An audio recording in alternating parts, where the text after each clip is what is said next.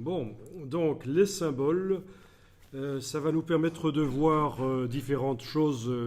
Donc voilà ce qui va se passer. Nous allons prendre une image sur le web, une image d'un arbre. On va la nettoyer rapidement dans Photoshop, faire en sorte qu'il n'y ait que l'arbre qui soit visible, pas le sol, pas le ciel derrière.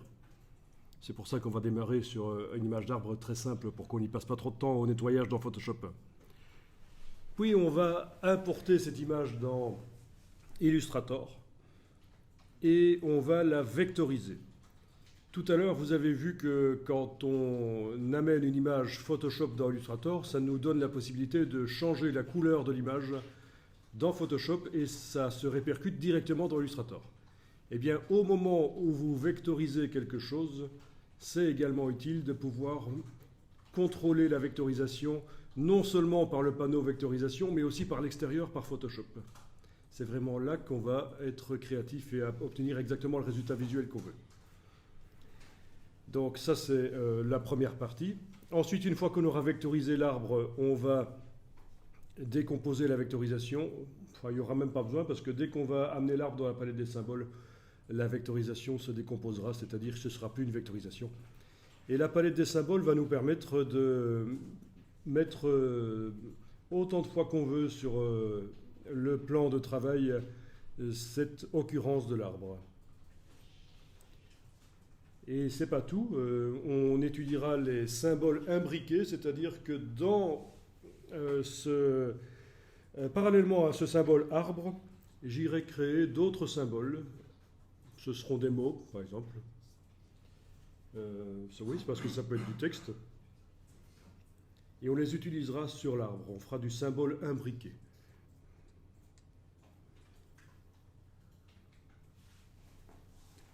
L'intérêt, c'est qu'après, on peut faire des mises à jour très facilement du contenu. Bon, alors commençons par ça. Ça va déjà nous prendre pendant au moins 30 minutes, ceci. Donc, vous tapez dans Google Acacia et public domaine entre guillemets. Et vous devriez trouver de Wikipédia la première image qui arrive, c'est l'image de l'acacia. Bon. Donc vous allez télécharger cette image.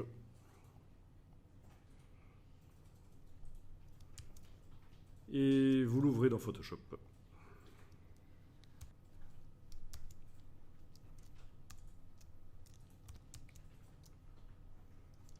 Donc dans Photoshop, j'ouvre l'image de l'acacia.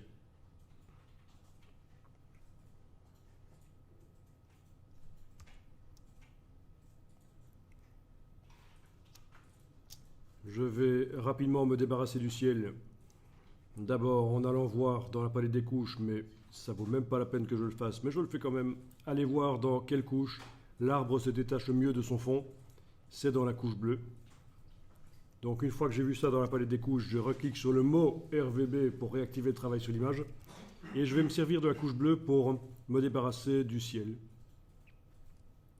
En faisant un double clic sur le calque. OK. Donc il a été transformé en calque 0 qui peut contenir de la transparence. Je double-clique à nouveau sur le calque. Je vais dans comparaison sur bleu, puisque j'ai vu que c'est dans la couche bleue que l'arbre se détache mieux de son fond. Je vais me servir du contenu de la couche bleue pour rendre transparent le ciel ici. Voilà. En déplaçant ce curseur-là, tout simplement. Parfois, il faut enfoncer la touche Alt pour séparer le curseur en deux. On en avait parlé. Mais bon, pas ici. Voilà.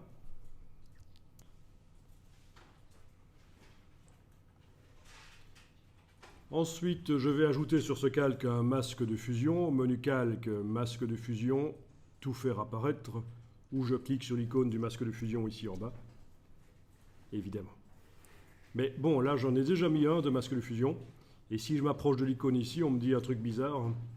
Ajouter un masque vectoriel. Ben oui, c'est parce qu'en fait, un calque peut contenir à la fois un masque de fusion et un masque vectoriel. S'il contient déjà un masque de fusion, Photoshop propose de mettre l'autre type de masque possible, c'est le vectoriel. C'est logique. S'il n'avait pas encore de masque de fusion, ça me propose d'ajouter un masque de fusion. Et donc dans ce masque de fusion, je vais dessiner au pinceau en noir. À l'endroit de l'arbre, je vais m'approcher et faire ça relativement proprement. Et puis plus loin, je vais prendre une plus grande brosse et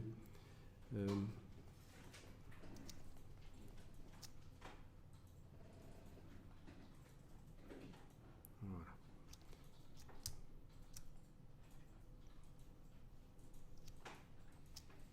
Voilà, et ça c'est l'image que je vais vectoriser dans Illustrator. Parce qu'il n'y a que l'arbre qui m'intéressait. J'enregistre l'image au format Photoshop.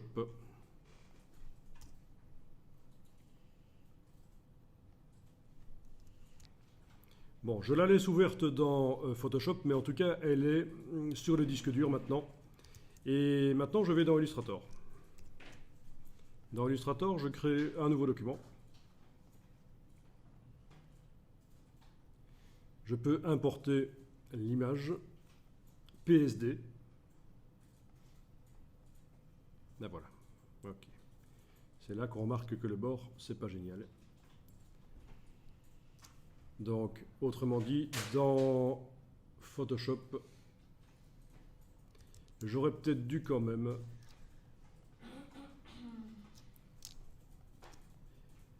m'approcher, double-cliquer sur la vignette ici, à cet endroit-là, et séparer en deux le curseur quand même pour faire une zone de transition.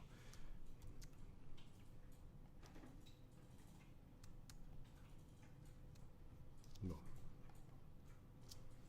Ok, fichier enregistré. Je retourne dans Illustrator, ça va se mettre à jour tout seul. Voilà, ce sera un peu plus propre comme ça.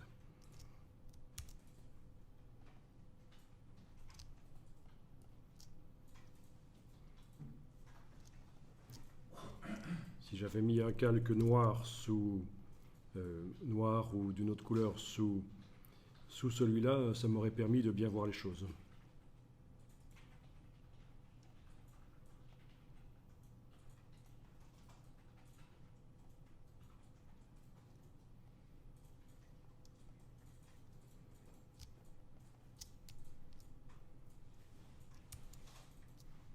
Enfin bon, peu importe, techniquement ça va marcher, il n'y a pas de problème. Vous avez donc l'arbre de Photoshop qui est dans Illustrator et importé sous forme de fichier lié, c'est important. On va, en ayant cette image sélectionnée, on va dans Fenêtre, Vectorisation de l'image et on va cocher la case Aperçu. Ah tiens, ça me dit que la vectorisation risque d'être lente sur cette image. Attendez un peu. Cette image fait combien? 3600 sur 2400. En effet, c'est un peu gros pour Illustrator pour la vectorisation. Il vaut mieux être aux alentours maximum de 1000 sur 1000. Alors voilà ce que je vais faire dans Photoshop.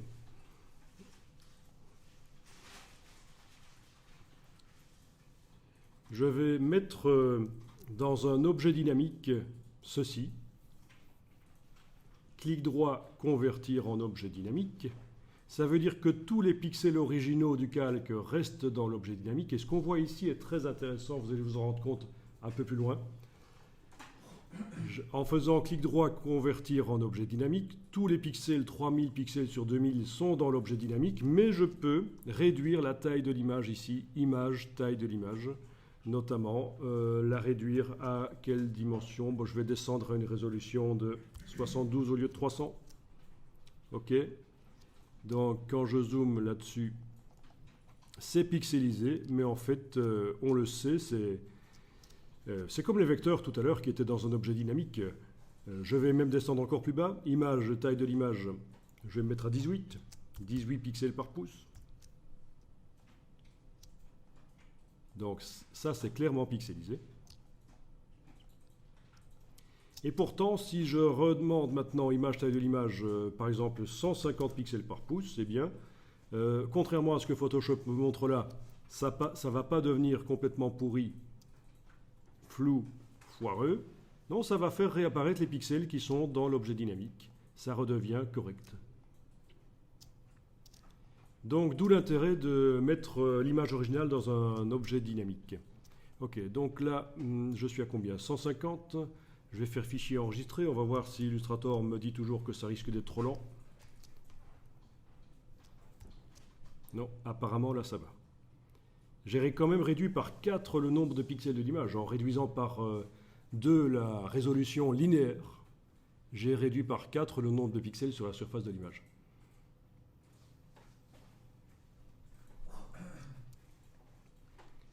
Bien.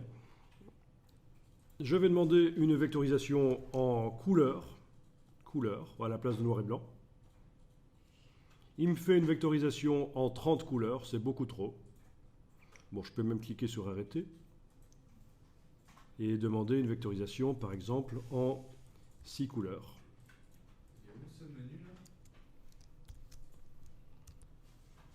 Voilà, ça calcule, ça prend un peu trop de temps, mais bon, voilà, ça marche quand même. Donc il m'a fait 6 couleurs, y compris le blanc. Donc ça veut dire que pour l'arbre, j'ai 5 nuances en fait qui créent l'arbre. 5 nuances. Ça c'est pas mal. Ça c'est pas mal.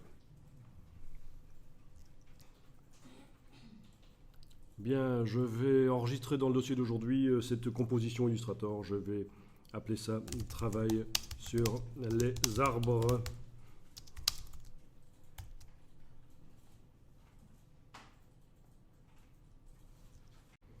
Voilà, donc la précision de l'image en entrée influence le résultat de la vectorisation, forcément. C'est-à-dire, suivant qu'il y a plus ou moins de pixels, ben, ça fait une vectorisation plus ou moins précise.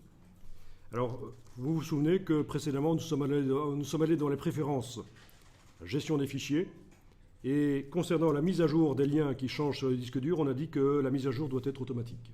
Comme ça, on ne voit plus le message qui apparaît de Illustrator qui dit qu'un lien a été modifié sur le disque dur. C'est donc dans les préférences, gestion des fichiers, on a mis ici automatiquement. C'est un petit rappel. Alors, je peux faire des petites recherches ici. Qu'est-ce qui se passe si dans Photoshop, je vais réduire la résolution? Image, taille de l'image, je vais passer à une résolution de 72. OK. J'enregistre. Je vais voir dans Illustrator ce que ça donne. J'attends un peu. Ça va changer. Oui, là, voilà, ça change. J'ai une version plus simple de mon arbre. Je peux encore réduire ça. Image, taille de l'image. Je vais mettre 18, soyons fous. Fichier enregistré. Dans Illustrator, j'attends un peu. Ben voilà à quoi ressemble mon arbre. Ça commence à se styliser vachement. Je reviens dans Photoshop, je vais monter à 36. Donc très intéressant ceci. Vous avez mis la totalité des pixels dans Photoshop dans un objet dynamique. Vous pouvez monter, diminuer le nombre de pixels de l'image, chaque fois faire enregistrer, CTRL S, allez voir dans Illustrator ce que ça donne. Et à un certain moment, vous aurez une stylisation de votre arbre qui sera peut-être intéressante. Au niveau du nombre de couleurs, c'est toujours 6 couleurs. On n'a rien changé à la palette de vectorisation, on influence le résultat par Photoshop.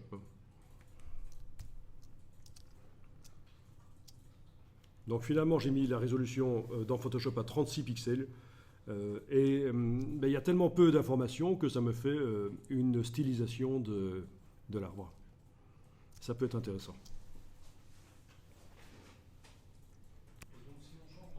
Il s'agit en fait d'une vectorisation dynamique. Elle change. À chaque fois qu'on change l'image en entrée, elle change. Ah oui, c'est ça l'intérêt.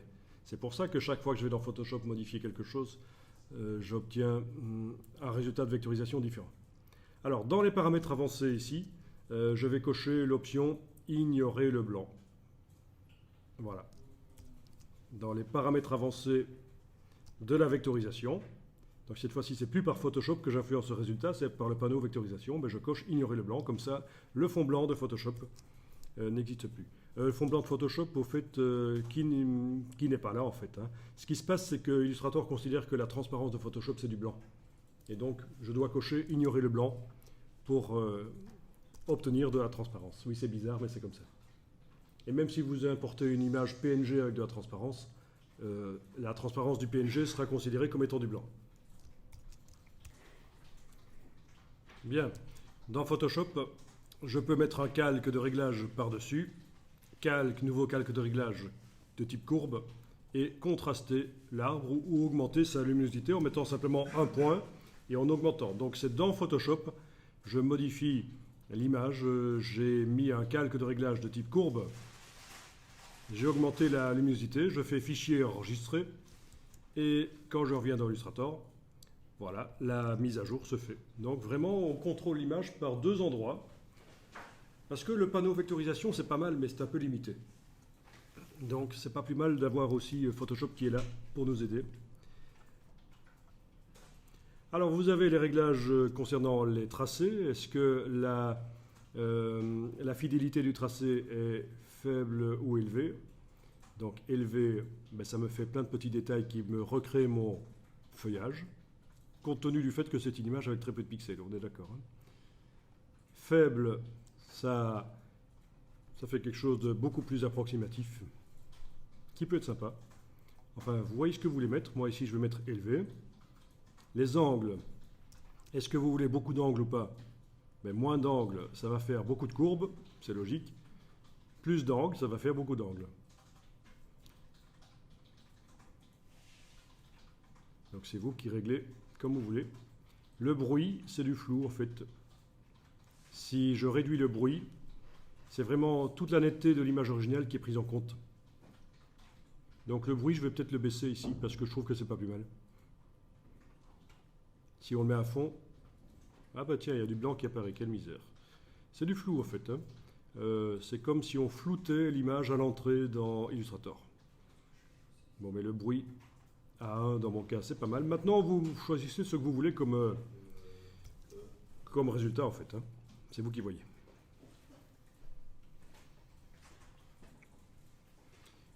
L'essentiel, c'est de comprendre qu'on a un contrôle sur la vectorisation si on veut.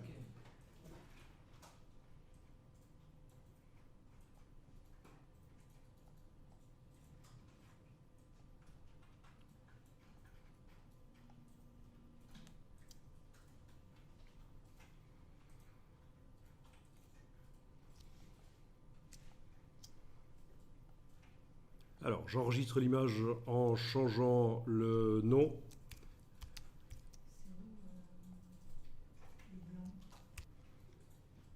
Alors, ce qu'il faut bien comprendre, c'est que si le fichier Photoshop est utilisé dans différents documents Illustrator, le fait de changer de fichier Photoshop, notamment mettre un calque de réglage comme j'ai fait, influence les anciens documents, les autres documents qui utilisent aussi ce fichier.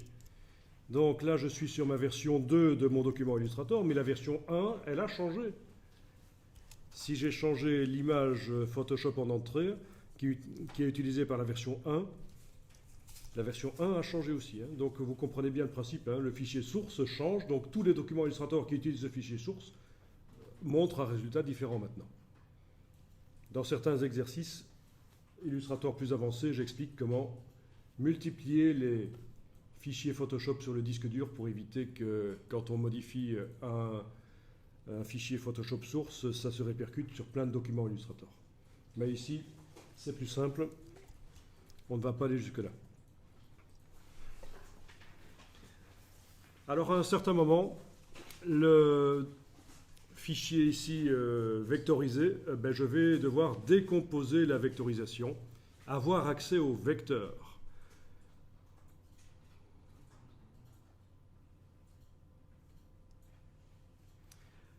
Alors, petit piège ici. Je suis en train de regarder mon panneau vectorisation pendant que je suis en train de travailler sur cette image. On m'indique qu'il y a 30 couleurs. Mais en fait, non. C'est pas là qu'il faut regarder, c'est ici. Ça, c'est le nombre de couleurs qu'il y a dans l'image réellement. On dirait qu'il y a 4 couleurs finalement. Tiens, si j'en choisissais ici, il devrait me recalculer la chose.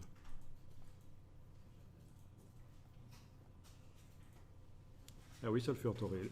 Bah oui, je ne suis pas habitué à travailler sur une image aussi petite, mais en fait, ça le fait en temps réel maintenant. Quand l'image est tellement petite qu'il n'y a plus les curseurs qui apparaissent pour m'indiquer qu'il recalcule, en fait. Voilà, donc 7 couleurs.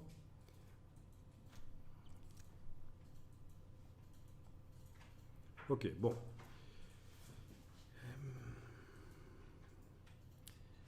Donc à un certain moment, je vais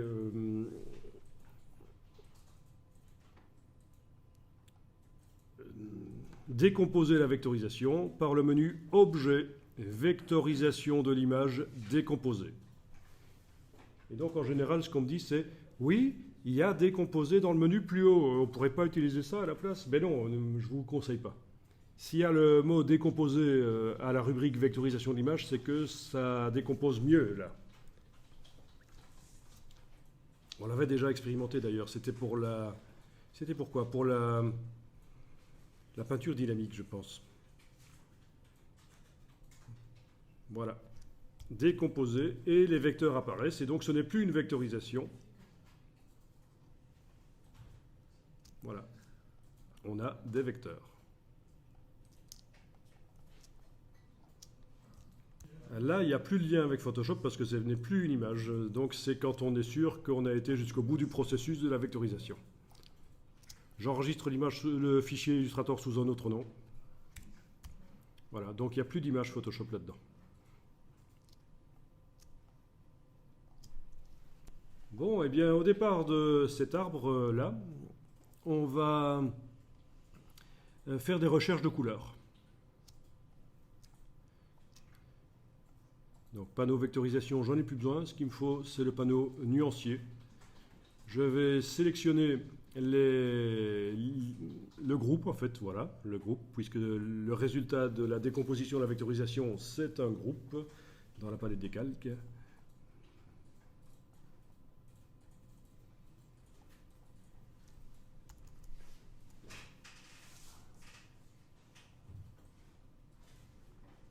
Avec plein de tracés.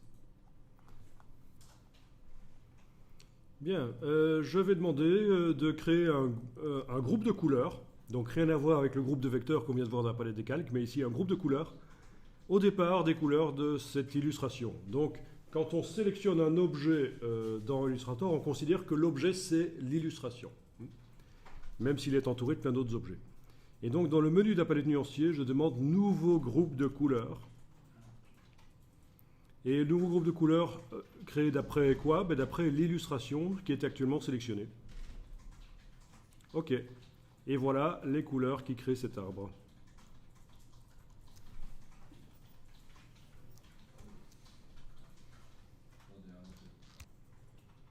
Bien. Alors on avait déjà expérimenté l'échange de couleurs, faire varier l'intensité lumineuse, etc. Ce qu'on va faire ici, c'est autre chose encore.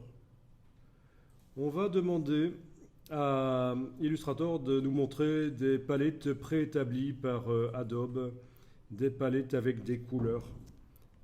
Donc dans le bas à gauche du menu nuancier, je vais dans la bibliothèque et je vais chercher notamment des nuances qui concernent les festivités par exemple. Festivités.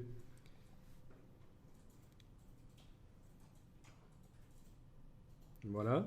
Je vais pouvoir cliquer sur certains groupes, de préférence ceux qui contiennent au moins 5 couleurs, parce que sinon, si je les applique à mon arbre, il y a des pertes de nuances qui vont survenir. J'ai quand même 5 couleurs dans mon arbre. Donc si je commence à appliquer des groupes à 3 couleurs, ça peut être bien, mais bon. Je peux passer en revue les différentes bibliothèques de couleurs. À un certain moment, je tombe sur autre chose comme bibliothèque. Hein. Ok, voilà. Impressionnisme. Je vais plutôt prendre ça, Moyen-Âge, celle-là, etc. Pop art.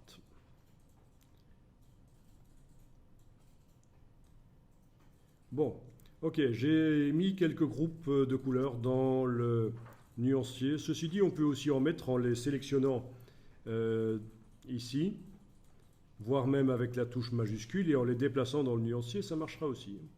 Vous n'êtes pas obligé simplement de cliquer bêtement dessus. Voilà, là j'en ai ajouté 3 d'un coup. Celle que j'avais activée dans la palette ici des métaux.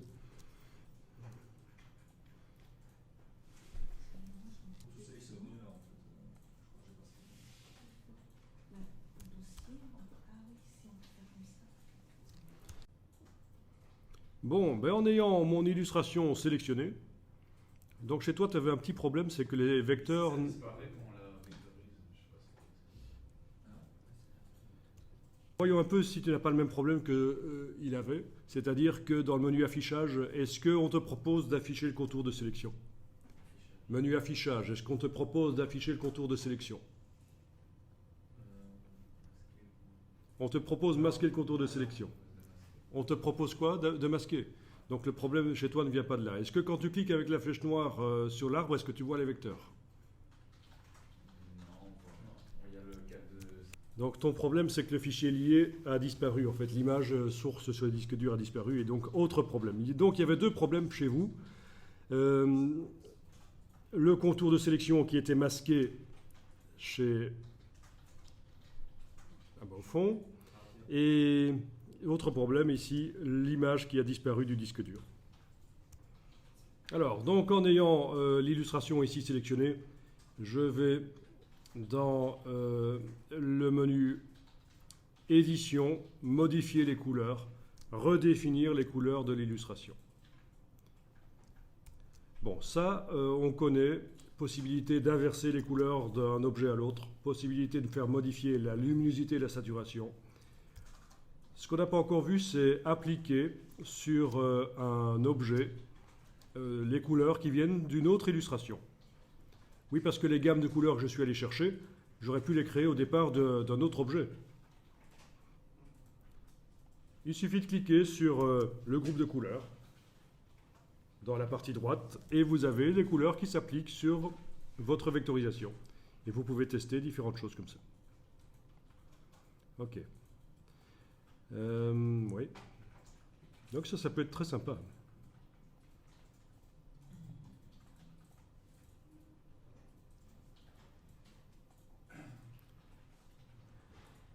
En plus de ça, évidemment, vous pouvez inverser les couleurs d'un objet à l'autre.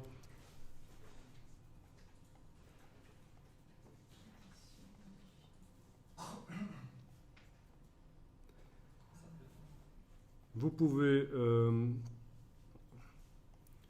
modifier l'intensité lumineuse avec l'icône du milieu ici. Donc la chaussure, ça se peut que ça a été fait comme ça. Voilà. Alors donc, surtout, si à un certain moment vous trouvez un résultat qui vous plaît, vous cliquez sur OK. Parce que pour le retrouver, ça risque d'être difficile. Alors on vous demande enregistrer les modifications apportées au groupe de nuances pop art dans ce cas-ci, celui-là. C'est quoi les modifications? Ben oui, c'est l'ordre des couleurs et la saturation, luminosité. Voilà. Donc voilà mon groupe pop art qui vient d'être modifié. Ensuite, je peux continuer les recherches. Je sélectionne tout ça avec la touche Alt, je vais le déplacer. Je vais en profiter pour agrandir le plan de travail pour l'avoir sur fond blanc. Et donc, je peux continuer les recherches, édition, modifier les couleurs, redéfinir les couleurs de l'illustration, et à nouveau, inverser les couleurs.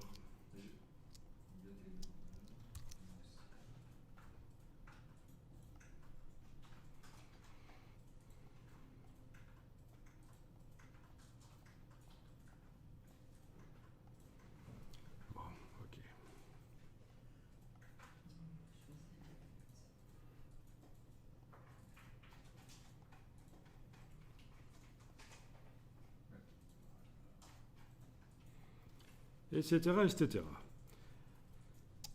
Bien. Alors, je vais prendre la flèche blanche plus, aller sélectionner une forme ici, et avec la pipette, aller prélever la couleur d'un côté, en ce qui concerne le fond. Donc vous pouvez corriger un peu les choses. Oui, hein, parce qu'il y a des choses bizarres parfois. Donc avec la flèche blanche plus, sélectionner des choses avec la pipette, aller prélever la couleur de fond d'à côté.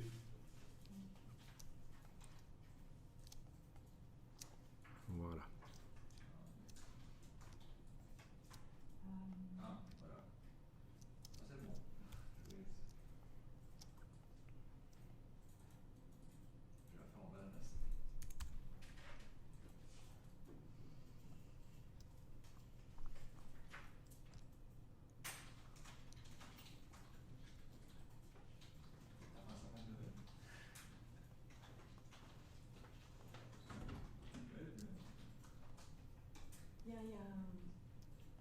préférence pour que les tracés s'attirent dans Illustrator? Ça n'a rien à voir avec... Bien, on a donc attribué à notre arbre original des couleurs complètement différentes. Maintenant, des groupes de couleurs, on peut en fabriquer aussi. C'est ce qu'on va faire. Alors, vous n'avez rien qui est sélectionné. Et on va aller dans la palette guide des couleurs. La palette guide des couleurs sert à générer des harmonies de couleurs.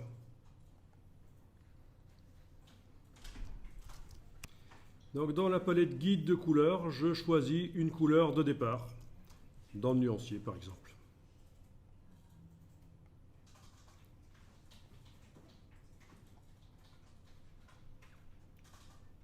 Et au départ de cette couleur, Illustrator va me proposer des harmonies de couleurs. Bon, alors je vais commencer avec quoi? Avec le brun ici par exemple, voilà.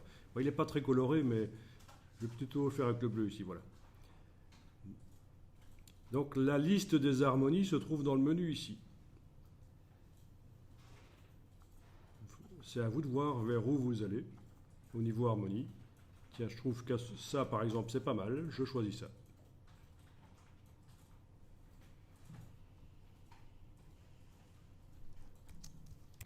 À partir d'un certain moment, je peux décider, tiens, la couleur de base de l'harmonie, ça ne va plus être le bleu, ça va être le rouge ici.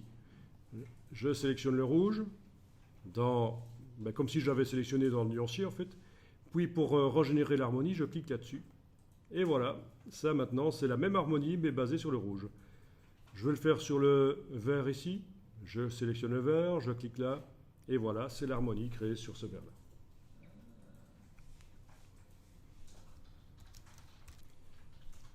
Bien, en dessous vous avez des variantes. Actuellement, variantes selon l'ombre et la teinte. Je vais aller dans le menu du guide de couleurs. On peut aussi choisir les variantes selon les couleurs chaudes, froides, selon les couleurs vives et éteintes. Donc ça veut dire plus ou moins gris ou saturé. Bon, je vais faire selon chaude, froide.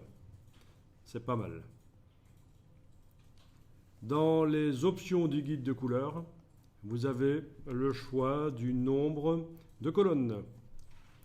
Actuellement, je suis en 4 étapes. Ça veut dire que en fait, la colonne centrale ici reprend les couleurs de mon harmonie, exactement. Ici, dans la colonne centrale, ce sont exactement les mêmes couleurs que dans mon harmonie de couleurs ici. Et de chaque côté, j'ai 4 étapes. Bon, si je fais 3, il n'y en aura plus que 3. On ne peut pas aller en dessous de 3. Par contre, on peut augmenter si on veut. C'est où les options? J'ai pas bien.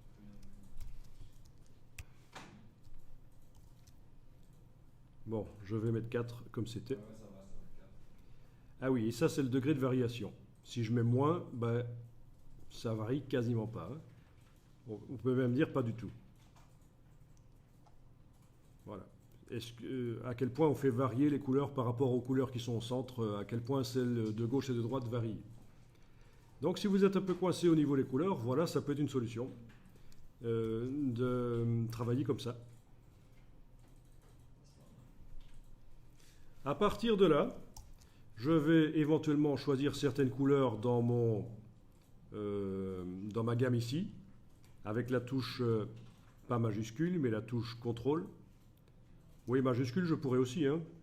Majuscule, ça me permet d'activer plusieurs couleurs d'un coup. Hein. Mais non, je vais utiliser la touche contrôle ici et aller sélectionner différentes couleurs qui m'intéressent.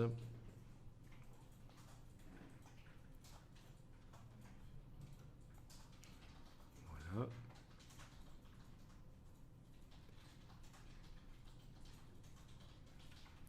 Et puis, je vais dire d'enregistrer les couleurs comme nuances. Dans le menu, enregistrer les couleurs comme nuances. Tiens, modifier les couleurs, ça fait quoi? Ah oui, je m'en doutais, ça fait ça. Dans l'option modifier les couleurs, ça m'amène vers l'éditeur de couleurs avec la roue qu'on avait vue l'autre jour en fait. Ok, c'est bien, avec mes petites bêtises, j'ai perdu mes couleurs.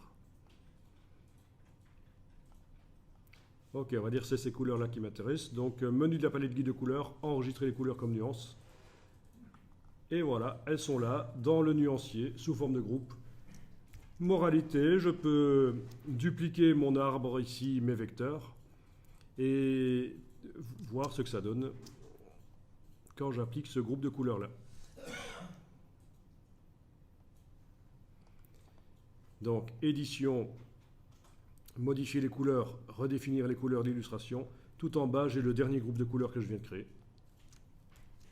Et voilà ce que ça donne. OK. Si j'ai un doute, si je veux voir si j'aurais pas pu avoir mieux en intervertissant les couleurs, je duplique à nouveau. Édition, modifier les couleurs, redéfinir les couleurs de l'illustration. J'ai intérêt à zoomer sur mon arbre avant de faire ça.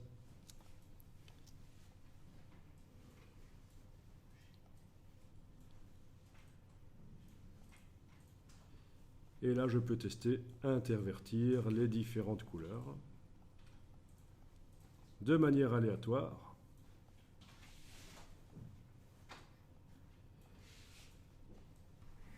Bien. Faire varier l'intensité lumineuse et la saturation de manière aléatoire.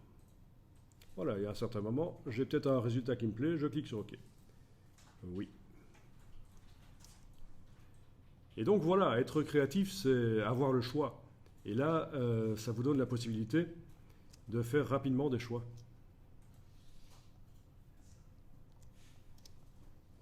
Vous avez plein de possibilités de comparer rapidement. Plutôt que d'essayer d'imaginer quel serait le meilleur résultat, il suffit de comparer les résultats obtenus et de choisir quel est celui qui convient le mieux pour le travail à réaliser. Pour des recherches de couleurs pour les icônes, ça pourrait vous servir.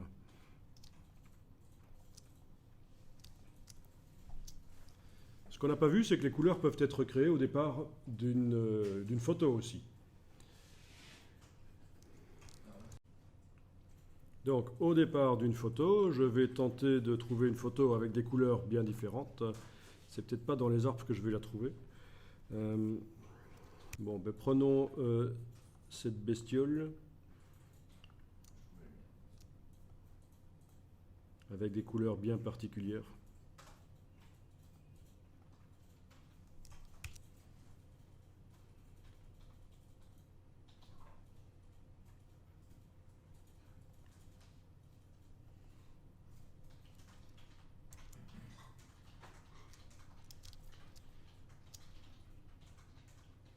Je vais importer la photo. Liée ou pas, ça n'a pas d'importance ici.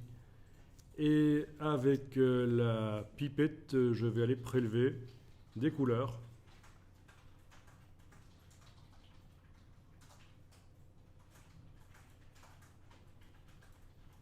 Et les ajouter au nuancier. En cliquant sur le bloc de feuilles dans la palette nuancier, par exemple. Donc ça, c'est créer des nuances d'après une photo, en fait. Ok, donc c'est pas mal, ça. Les nuances que j'ai créées là, je vais les activer avec clic majuscule clic et demander de faire un nouveau groupe de couleurs selon les nuances sélectionnées. Je vais appeler ça peacock. Le voilà, il est en bas, les couleurs du pan. Et je peux tester, tiens, sur mon arbre, qu'est-ce que ça donnerait ces couleurs-là. Je fais ça sur une copie à chaque fois, pour ne pas perdre l'autre.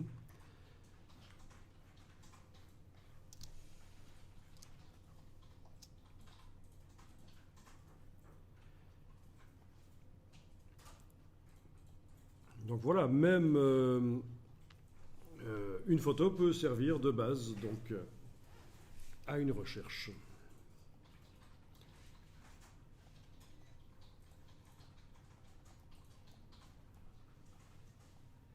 Alors typiquement, si vous faites un site web pour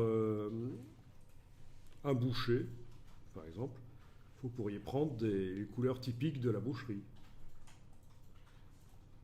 Pourquoi pas? C'est juste un exemple.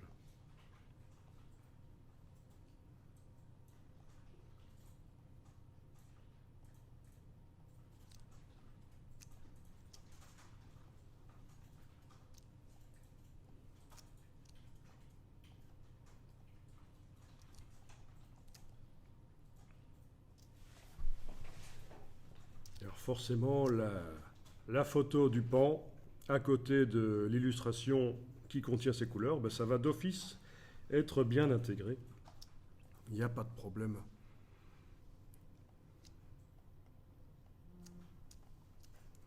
On voit qu'il y a de l'harmonie, il n'y a pas de problème, les couleurs sont tout à fait bien intégrées les unes aux autres, c'est logique, hein.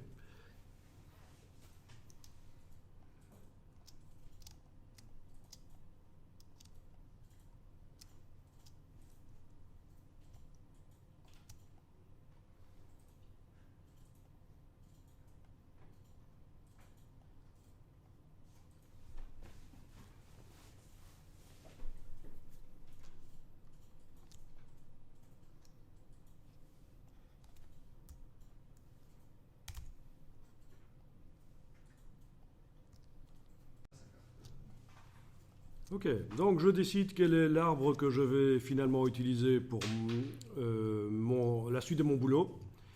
Je vais prendre celui-là, mais peu importe lequel vous prenez, et on va le déplacer dans la palette des symboles. Alors, logiquement, il faudrait le mettre à dimension, la dimension à laquelle je vais l'utiliser. Donc, si votre arbre est trop grand sur l'illustration, vous pouvez le réduire. Il n'y a pas de couleur de contour, donc il n'y a pas de problème. Ici, il n'y a pas de problème pour le réduire. Il ne change pas d'aspect si on le réduit. Donc, même si mise à échelle des contours et des effets n'est pas coché, vu qu'il n'y a pas de contour, ben, on peut le réduire, il ne change pas d'aspect. Alors, je déplace l'illustration ici vers la palette des symboles et on me demande de lui donner un nom. Bon, ben, je peux l'appeler Acacia si je veux. Type séquence vidéographique, peu importe si vous restez dans Illustrator. D'ailleurs, c'est indiqué ici, sont des balises pour l'importation Flash. Il n'existe aucune différence entre ces deux symboles dans Illustrator. Donc, vous faites graphique ou séquence vidéo, peu importe. Le point de référence ici, ben, ça veut dire que c'est le centre de l'objet qui sera le point de référence.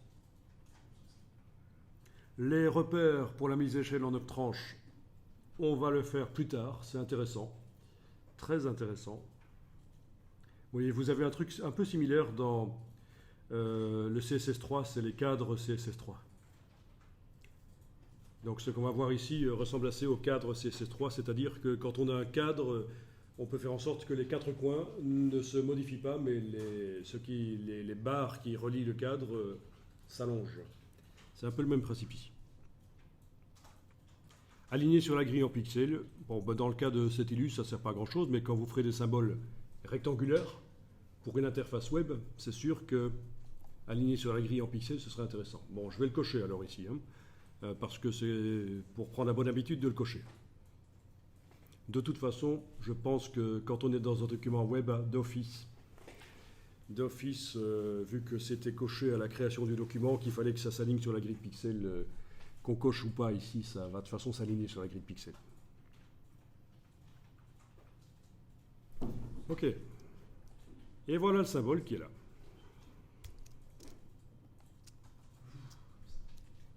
Alors, ce symbole, pour le récupérer dans d'autres illustrations, ben, soit j'enregistre la bibliothèque, menu de la palette de symboles, enregistrer la bibliothèque. Ensuite, dans un autre document, je devrais aller dans ouvrir la bibliothèque de symboles et descendre jusqu'à la ligne utilisateur. Soit je fais un copier-coller du symbole. Alors il se trouve que l'objet ici, dès que j'ai créé le symbole, eh bien il est devenu un symbole. C'est-à-dire que les vecteurs, vous n'y avez plus accès avec la flèche blanche, vous ne pouvez plus aller changer la position des vecteurs, c'est un symbole en fait. D'ailleurs dans la palette des calques, il est maintenant indiqué pour cet objet qu'il s'appelle Acacia. Où est-il? Il est là, voilà. C'est le symbole Acacia.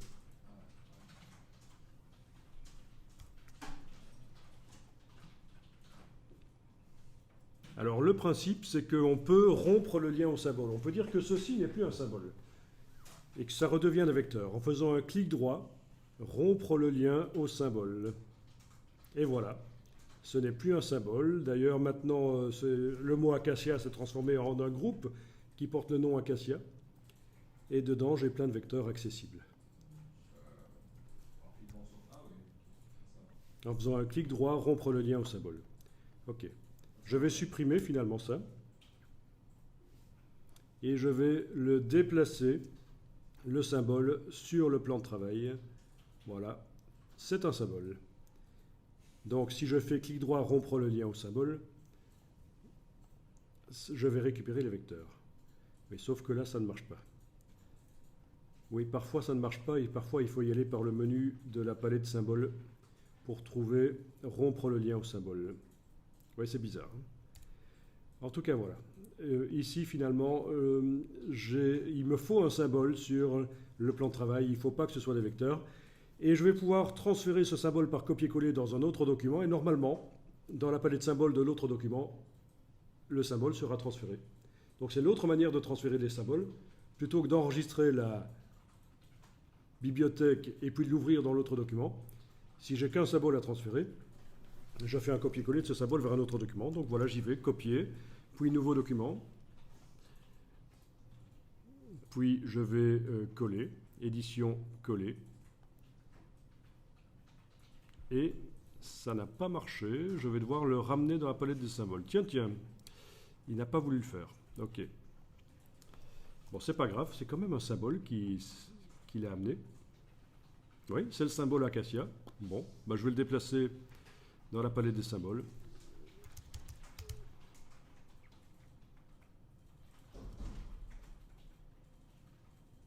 Ce nom existe déjà, me dit-il. Ah, c'est peut-être une mise à jour de la palette qui est mauvaise alors. Voyons un peu si je ferme la palette et que je la réouvre. Bon, ce symbole existe déjà, super. Eh ben non, il n'existe pas. On ne le voit pas. Je ne le vois pas dans la palette. Pourquoi me dit-il qu'il existe déjà ?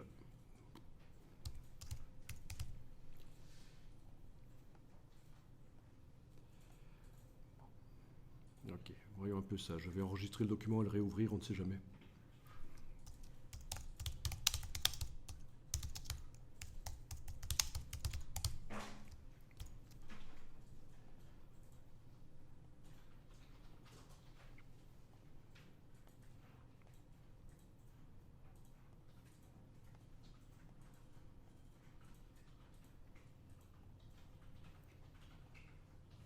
Ben oui, voilà, j'ai fermé le document, je l'ai réouvert et la palette des symboles s'est mise à jour. Le symbole était bien dedans, il était dedans mais on ne le voyait pas. Petit bug là. On peut le dire, il y a un petit bug de rafraîchissement de la palette symboles. Quand on copie-colle un symbole d'un document à l'autre, techniquement ça marche, il arrive dans la palette mais on ne le voit pas. Donc j'ai dû fermer le document et le réouvrir. Et là, vous devriez voir le symbole acacia qui a été transféré dans ce document-ci. Le nouveau. Donc tout à fait, les symboles qui sont là, si vous les déplacez sur le plan de travail et que vous faites clic droit à rompre le lien au symbole, vous avez accès aux vecteurs. Et vous pouvez notamment changer leur couleur, leur forme, etc. Et même les retransformer en symboles si vous voulez après. Donc voilà, je peux changer la couleur ici. Oui, ceux qu'on peut télécharger, tu pourras aussi les modifier sans aucun problème. Il faut tester, c'est assez souple en fait. Voilà.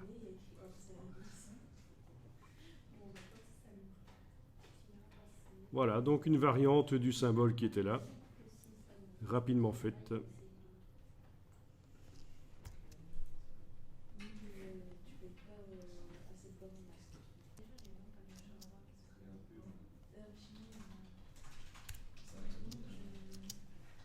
Bon, je supprime le symbole du plan de travail et ce symbole acacia, je vais l'amener avec un outil. C'est vrai que je pourrais déplacer plusieurs fois le symbole ou le dupliquer, mais avec la touche Alt et me créer ma petite forêt d'acacia.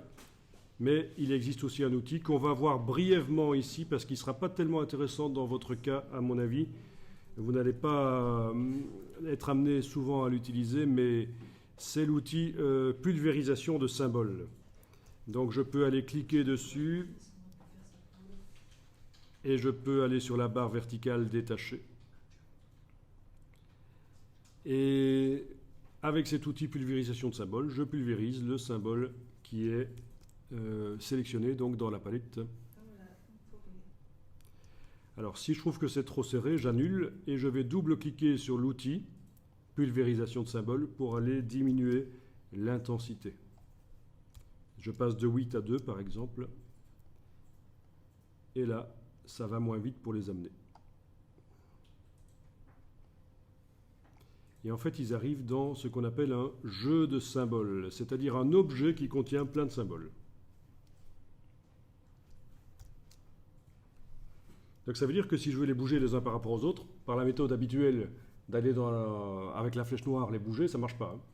Ils sont dans un système de jeu de symboles. Et donc c'est pour ça qu'il existe les autres outils qui vous permettent... D'abord, il faut que je vous dise qu'avec la touche Alt, avec l'outil pulvérisateur, quand vous cliquez, ça enlève le symbole, là où vous cliquez. Il faut que je vous dise que quand vous double-cliquez sur l'outil, le diamètre ici influence la zone d'action. Si je mets 600 pixels au lieu de 200, j'ai un outil beaucoup plus grand. Avec la touche Alt, j'en dézingue beaucoup plus d'un coup, hein. Et en fait, c'est quand on clique proche du centre, le réticule central du symbole. On avait dit que là, le point de référence était au centre. Ok, donc là, je n'enfonce pas la touche Alt, je suis en train d'amener de nouveaux symboles. Logiquement, pour une forêt, on démarre du haut et on va vers le bas. Comme ça, les arbres s'empilent, hein. Si la forêt est vue en plongée, évidemment. Alors, vous avez les autres outils, outils de déplacement de symboles, pour déplacer les symboles, comme son nom l'indique. Outils de regroupement de symboles. On les rassemble. Ou alors avec la touche Alt, ça les éloigne. Ah oui, il faudrait peut-être que j'aille remettre l'intensité de l'outil à 8, parce que là, ça va vraiment pas vite. Donc j'étais passé de 8 à 2, mais là, en double-cliquant sur l'outil, dans les options, je vais remettre l'intensité à 8, parce que franchement, ça commence à être un peu trop lent. Ok, là, c'est un peu plus rapide. Je peux même aller jusqu'à 10 d'intensité.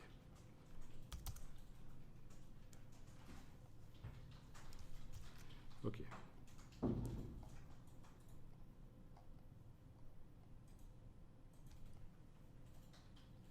Voilà, éloigner. Oui, si on garde le bouton à la souris enfoncé, ça accélère à un certain moment. Avec la touche Alt, donc le troisième outil, pour éloigner les symboles. Sans la touche Alt, c'est pour les rapprocher. Vous avez l'outil pour les redimensionner.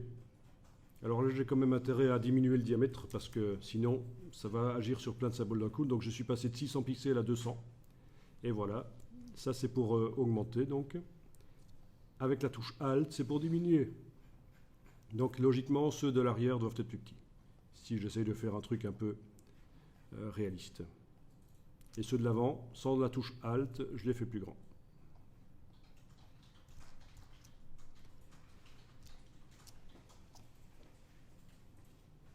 Après, je peux les déplacer aussi. Non, ça c'est pas déplacé, idiot. C'est la densité. Le troisième outil, c'est la densité.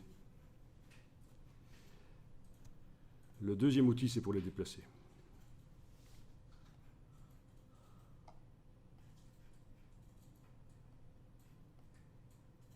Le fait d'en déplacer un déplace les autres aussi, parce qu'il y a une gestion de la densité des symboles qui est réglée dans les préférences des outils.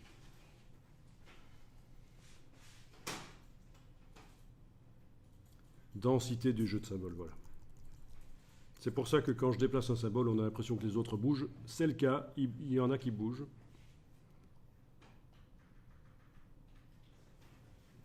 Pas toujours, tiens. Il suffit que je le dise pour que ça ne marche plus. Ok. Le suivant, c'est la rotation. Pas très intéressant dans le cas d'arbre.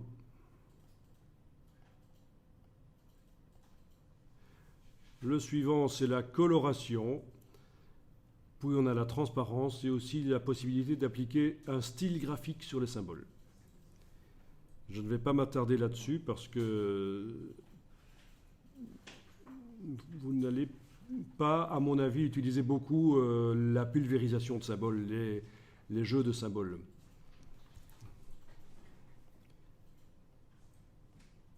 Vous allez plutôt utiliser les symboles amenés manuellement de la palette symboles et positionner les uns par rapport aux autres par la méthode habituelle. Je voulais juste parler rapidement de la manière dont ça fonctionne ici, les symboles avec le spray de pulvérisation. Sait-on jamais.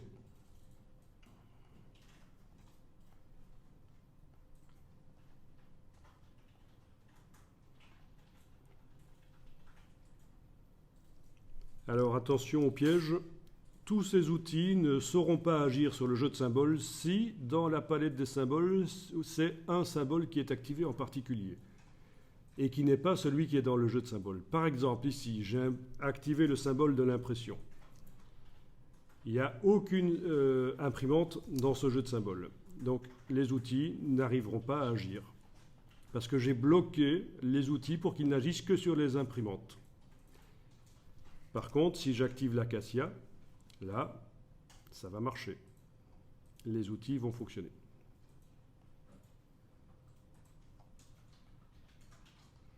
Ou alors, si je n'en active aucun, ça va agir sur n'importe quel symbole qui se trouverait dans le jeu de symboles. Bon. Alors, je vais enregistrer ça sous le nom jeu de symboles et on va passer à une autre manière d'utiliser les symboles. On va parler des symboles imbriqués. Et là, ce sera intéressant pour vous. Jeu de symboles. Voilà.